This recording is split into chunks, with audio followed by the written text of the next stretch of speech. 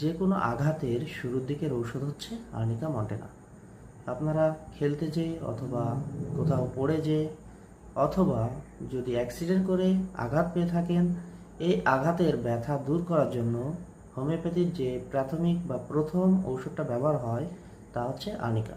হ্যাঁ দর্শক, আর্নিকা ব্যবহার করলে আপনারা অতি দ্রুত 2 থেকে 5 দিনের ভিতরে এই ব্যথা থেকে মুক্তি পাবেন ইনশাল্লাহ।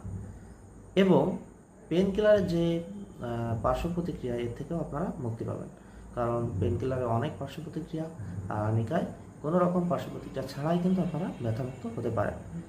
এরপরে আপনাদের যদি এই আঘাত থেকে কোথাও হাড় ভেঙে যায়, অবশ্যই হাড়টা সুন্দরভাবে জোড়া লাগিয়ে আপনারা প্লাস্টার করে কিছুদিন আর্নিকা ব্যবহার করবেন।